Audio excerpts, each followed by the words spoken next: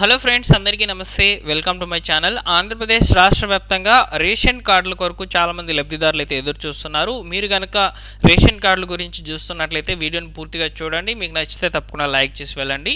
So ఇక ration కార్డులకు సంబంధించి ప్రస్తుతం ఆంధ్రప్రదేశ్లో ఉన్నటువంటి వార్తలు ఏంటంటే, సో రేషన్ కార్డులకు సంబంధించి ముందుగా ఇవన్నీ కూడా చేసుకుంటేనే కొత్త రేషన్ కార్డులకు సంబంధించిన అప్లికేషన్ ఓపెన్ అయిన వెంటనే మీ యొక్క అప్లికేషన్ అనేది ప్రొసీడింగ్లోకి వెళ్ళి వెంటనే కూడా రేషన్ కార్డు అనేది శాంక్షన్ అవుతుందని చెప్తున్నారనమాట.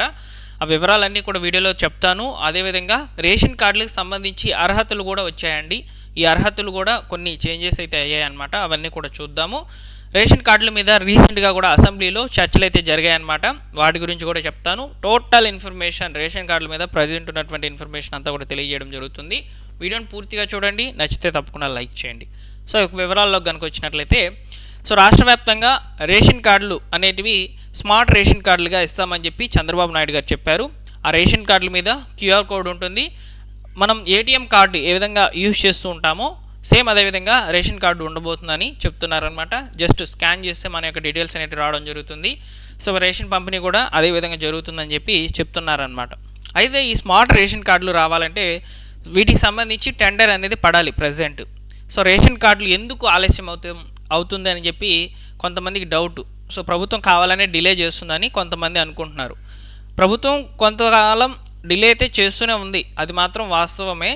డిసెంబర్ నుంచి ఇవ్వాల్సినటువంటి ఈ యొక్క రేషన్ కార్డులు దాదాపు 3 నెలల తర్వాత కూడా ఎలాంటి అప్డేట్స్ అయితే ఇవ్వడం లేదు.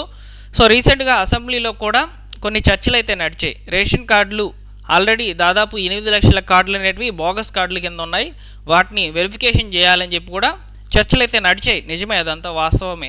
కాకపోతే ఇక్కడ ఉన్నటువంటి రేషన్ కార్డులకు ఈకేవైసీ అప్డేట్ అయితే చేస్తున్నామని చెప్పి మంత్రి నాదెండ్ల మనోహర్ గారు అయితే చెప్పారనమాట.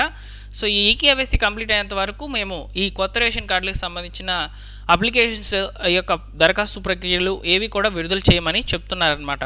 ఇక్కడ మరోవైపు ఏ విధంగా ఉందంటే, పౌర సరఫరాల శాఖకు ఓకే, పౌర సరఫరాల శాఖ అయితే మేము రేషన్ కార్డులకు సంబంధించి రెడీగానే ఉన్నాము, అప్లికేషన్స్ అనేటివి స్వీకరిస్తాము.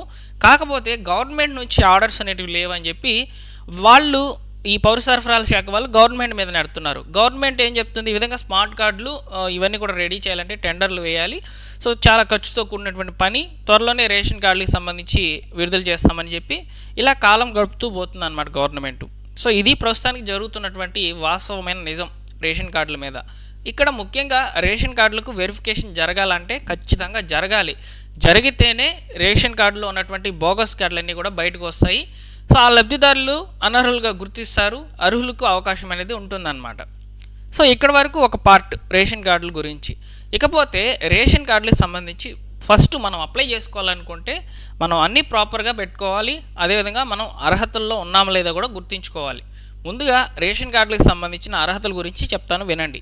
సో రేషన్ కార్డులకు సంబంధించి ముఖ్యంగా మీరు దరఖాస్తు చేసుకోవాలనుకుంటే గ్రామీణ ప్రాంతాల్లో మీ యొక్క నెలసరి ఆదాయం అనేది 10,000 రూపాయలు, పట్టణ ప్రాంతాలు అయితే 12,000 రూపాయలు మించకూడదు. ఇది ఫస్ట్ పాయింట్. నెక్స్ట్ వచ్చేసి మీ యొక్క కుటుంబంలో మీ యొక్క క్లస్టర్ మ్యాపింగ్ అనేది జరిగి ఉంటుంది. మీ యొక్క సచివాలయం అధికారి, మీ యొక్క క్లస్టర్ అధికారి వచ్చి మీకు జియో ట్యాగింగ్ అదేవిధంగా క్లస్టర్ మ్యాపింగ్ చేసినప్పుడు మిమ్మల్ని ఏ క్లస్టర్ మ్యాపింగ్లో ఉంచి ఉన్నారో ఆ కుటుంబం యొక్క వివరాల్లో ఉన్నటువంటి సభ్యులు ఎవరు కూడా గవర్నమెంట్ ఉద్యోగి అయి ఉండకూడదు, ఇన్కమ్ ట్యాక్స్ పే చేస్తున్నటువంటి వ్యక్తి అయి ఉండకూడదు అన్నమాట. సో అదేవిధంగా గవర్నమెంట్ నుంచి రిటైర్డ్ అయ్యి పెన్షన్ కూడా పొందుతూ ఉండకూడదు. ఈ 3 కండిషన్స్ అనేటివి అప్లికబుల్ అవుతాయి మీ యొక్క రేషన్ కార్డులలో ఉండించుకోవాల్సినటువంటి వ్యక్తికి ఉండాల్సినటువంటి లక్షణాల్లో ఇది ఒకటి. నెక్స్ట్ అదేవిధంగా మీ యొక్క కుటుంబంలో ఎవరికి కూడా 4 వీలర్ కారు ఉండకూడదు, మిగతా ఏవైనా ఉండొచ్చు, కారు ఉండకూడదు. ఓకేనా. సో అదేవిధంగా ఇక్కడ ఈ యొక్క ట్రాక్టర్సు అదేవిధంగా ట్యాక్సీలు ఉంటాయి రెంట్కి తెచ్చుకున్నటువంటి, సో వాటికి ఎగ్జంప్షన్ అయితే ఉందన్నమాట. అవి ఉన్నా పర్లేదని చెప్తుంది. కాకపోతే ఇక్కడ చాలామంది కూడా రేషన్ కార్డుకి అప్లై చేసుకునే కొరకు ముందుగా అయితే ఈ యొక్క కారు కనుక కొన్ని ఉంటే వాళ్ళు కొంతమంది అమ్మేసి ఉంటారనమాట. సో అంటే సేల్ చేసి ఉంటారు వేరే వ్యక్తికి. వాళ్ళు ఒకసారి వచ్చి సచివాలయంకి వెళ్ళి చెక్ చేయించుకోండి. మీరు కారు అమ్మేశారు కదా, సో నెక్స్ట్ రేషన్ కార్డులకు సంబంధించిన అప్లికేషన్ ఓపెన్ అయినప్పుడు మీకు ఎలిజిబిలిటీలో సాటిస్ఫైయింగ్ అయిందా లేదనేది చూసుకోవాలి. ఓకేనా. అది సచివాలయం అధికారులు అయితే చెక్ చేస్తారు, ఒకసారి వెళ్ళి కలవండి. ఓకేనా. సో కార్ అయితే ఉండకూడదండి. ఓకేనా. సో భూమి విషయంలో కూడా ఇప్పుడు పల్లె ప్రాంతాల్లో ఉన్నటువంటి రైతులకు భూమి అయితే ఉంటుంది, మెట్ట భూమి 7 ఎకరాలకు మించకూడదు, తడి భూమి అయితే 3 ఎకరాలు మించకూడదు. ఇలా టోటల్గా 10 ఎకరాల లోపు అయితే ఉండాలి ఏదైనా సరే.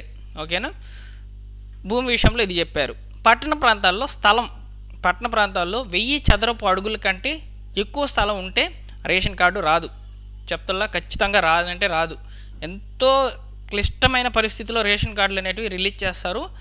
చాలా కండిషన్స్ పెట్టి అయితే ఖచ్చితంగా రేషన్ కార్డులు అనేటివి ఓపెన్ అవుతాయి. చాలా వెరిఫికేషన్ పక్కాగా జరుగుతుంది అనమాట, పకడ్బందీగా జరుగుతుంది ఖచ్చితంగా. సో ఈ విధంగా ఈ కండిషన్స్ అనేటివి ఉన్నాయి.